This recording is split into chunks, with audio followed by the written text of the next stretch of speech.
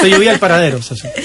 Bueno, vamos a hablar acerca del debate de aborto. Vimos una marcha masiva, convocada incluso por redes sociales. Es un tema que viene en la discusión a partir de la decisión del gobierno de impulsar.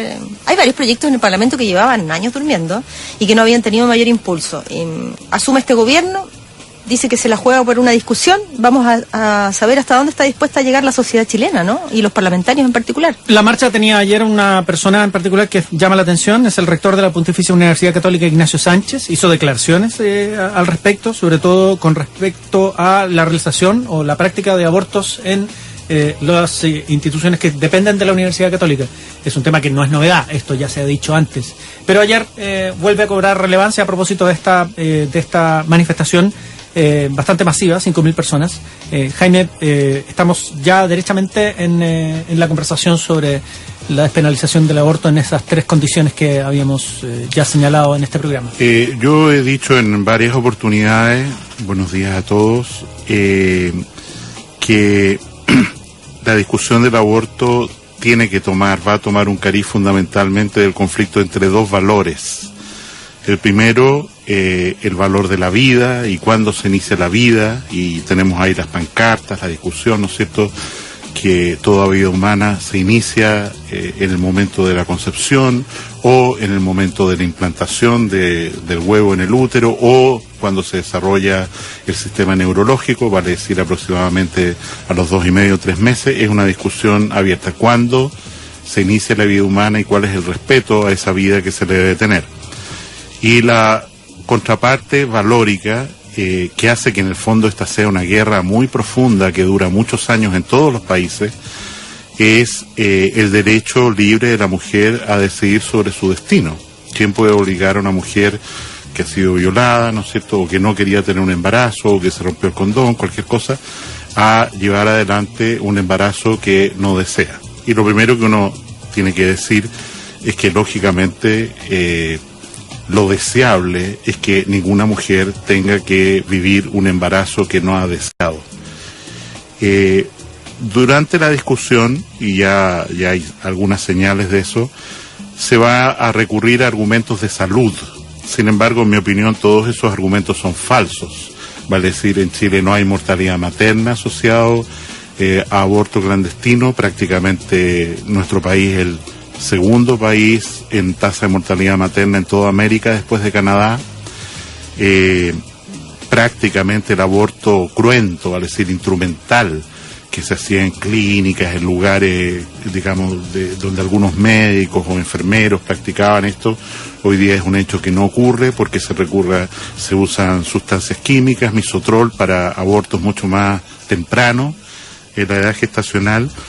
De manera tal que yo pienso que la discusión, o sea, tratar de inventar o poner argumentos de salud en torno a esta materia, no es el eje de la discusión, sino, como decía antes, el tema de estos dos valores en conflicto que son muy difíciles de resolverlo, porque son valores, por así decir, absolutos. En Estados Unidos, desde el año 73, donde la Corte Suprema se pronunció a partir de un caso en el sentido de que la mujer tenía plena autonomía para disponer de su cuerpo, al menos durante el primer trimestre del embarazo, uno ve que desde el año 73 a la fecha esta guerra no ha terminado. Hay estados que en la práctica han prohibido el aborto, cerrando clínicas, en fin, no dando fondos.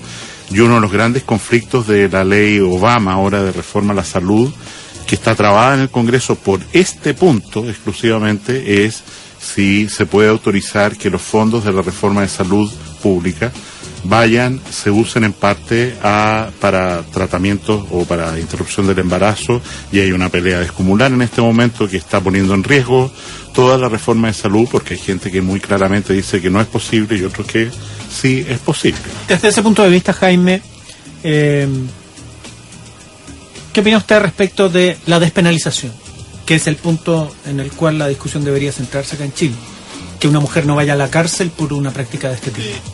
Yo pienso, en las tres condiciones que se proponen. Yo pienso que en el caso particular de una mujer que se produce un aborto, en fin, no debería ser una situación penalizada, es decir, perseguirla con cárcel. En el hecho eso no ocurre.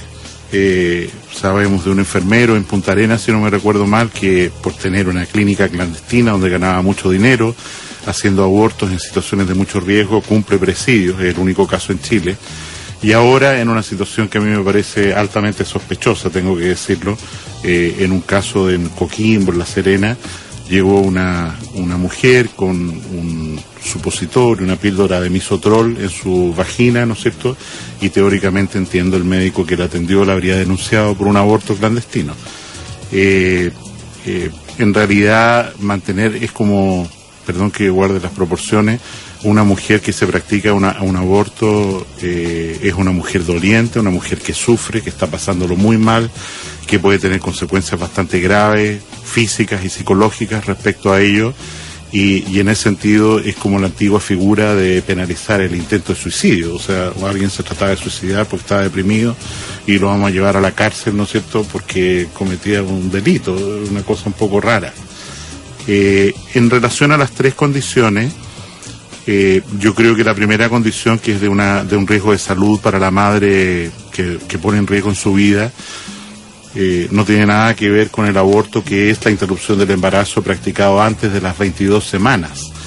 Es prácticamente imposible que una mujer enfrente una situación de riesgo vital provocado por su embarazo, en el cual la interrupción del embarazo es la solución, antes de las 22 semanas de embarazo, y después es un parto prematuro, como uno como médico se lo ha recomendado a muchas mujeres.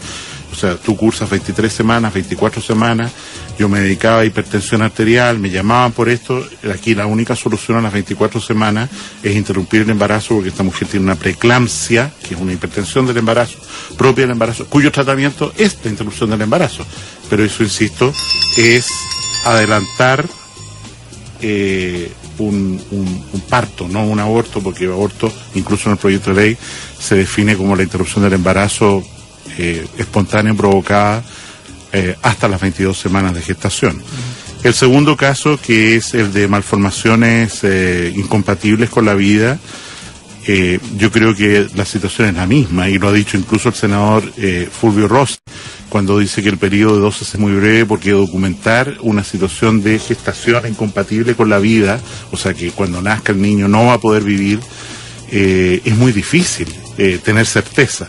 Y él ha propuesto que esta fecha se alargue hasta los 6 meses. En mi posición, lo lógico es que si el momento en que se puede diagnosticar con absoluta certeza que un feto, digamos, un futuro guagua, tiene una situación incompatible con la vida y no vale la pena continuar adelante, esperar hasta las 22, 23 semanas y producir un parto prematuro y acogerse a la ley de derechos y deberes, en el sentido que no se van a hacer esfuerzos extraordinarios para ese recién nacido, ¿no es cierto?, para sostenerlo artificialmente con vida, es una salida razonable y certera respecto al diagnóstico de malformaciones que no permiten la vida extrauterina. ¿Y el caso de violación?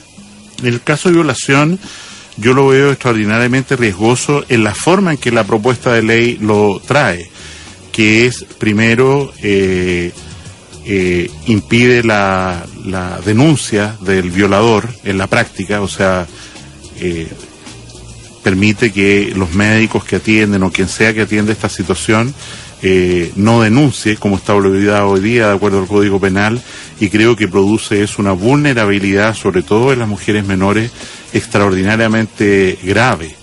Y en segundo lugar, vuelvo a señalar, creo que abre la puerta para lo que es el espíritu de verdad de esta ley, que es un aborto libre como método anticonceptivo adicional, que es en realidad lo que busca esta ley al final de cuentas, lo de las 3 causales, que tiene como objeto un universo no mayor a 1000 embarazos al año, no tiene nada que ver con lo que se pretende en el espíritu de la ley, en el discurso, en el discurso de muchas asociaciones pro aborto, y en ese sentido se va a producir una discusión muy de fondo respecto a ese aspecto, en el cual ya el Colegio Médico ha manifestado, y algunos partidos, incluso la nueva mayoría, han manifestado reparos muy, muy serios, porque, insisto, libera al culpable de violación de ser perseguido, y eso creo que es una contradicción con los derechos de la niña o la mujer que se quiere proteger.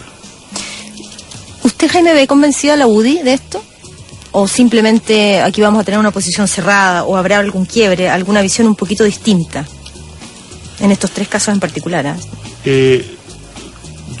Yo creo que la discusión transparente al final, que supongo que es la que se va a dar en el Senado, y si permitimos el aborto libre como un método anticonceptivo más, como de hecho las organizaciones internacionales promueven como un derecho de la mujer, el aborto libre y seguro, o se mantiene la restricción como está ahora.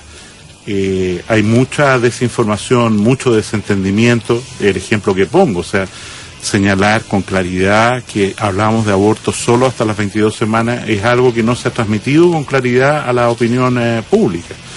Y pienso, insisto, que evidentemente la calle, la violencia, las marchas van a acentuar una discusión ciudadana muy ácida respecto al tema del aborto durante los próximos meses, que en mi opinión, dado el contexto político que hoy día vivimos, va a ser tramitado sin ninguna urgencia en el Parlamento. O sea, con mucha suerte, la Comisión de Salud de la Cámara de Diputados va a terminar sus sesiones y deliberaciones sobre este tema